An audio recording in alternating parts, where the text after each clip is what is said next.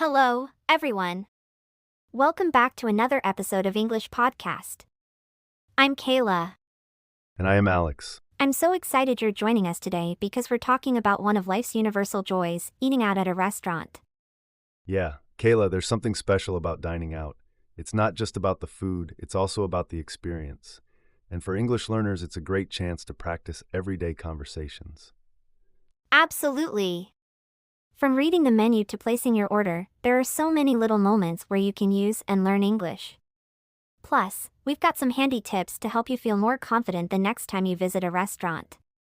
And hey, before we get into it, don't forget to subscribe to English Podcast. We've got more fun, practical episodes like this one coming your way, and you don't want to miss them. Yes, hit that subscribe button right now.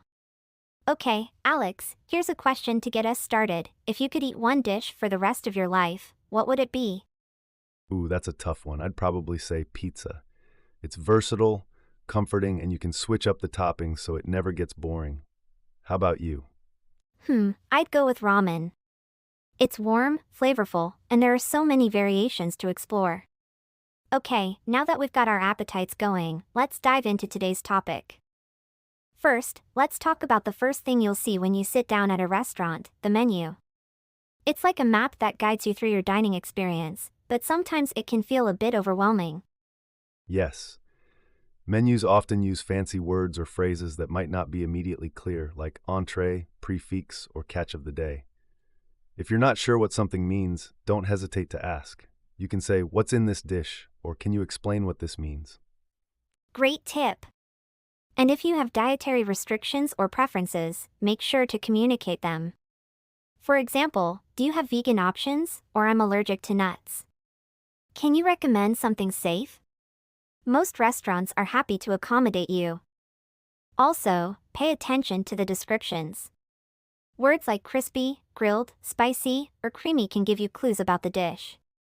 And if you're in doubt, asking the server for their recommendation is always a good move. Yes, you can simply say, "What's your most popular dish?" or "What do you recommend for a first-timer?"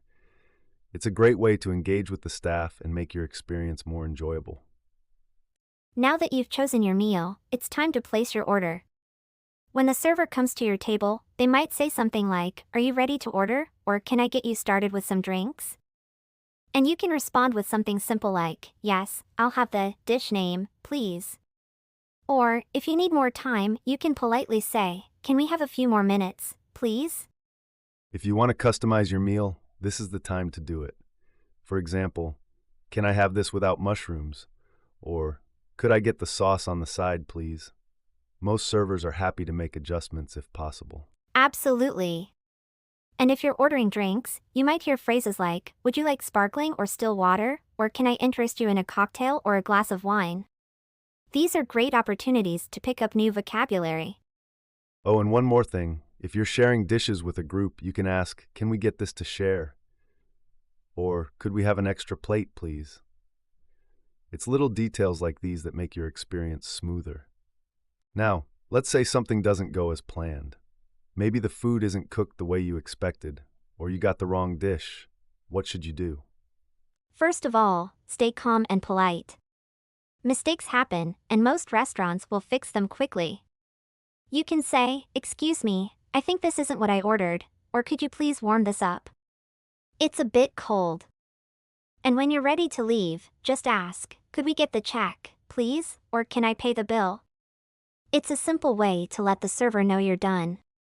Oh, and if tipping is customary where you are, be sure to leave a tip.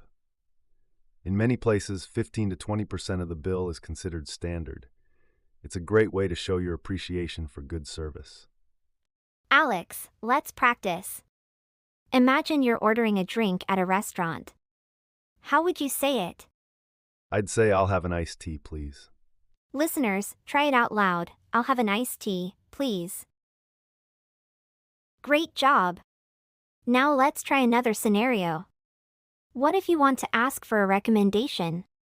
You could say, "What dish do you recommend?" or "What's popular here?" Practice saying it out loud now. Perfect! The more you practice, the more natural it will feel.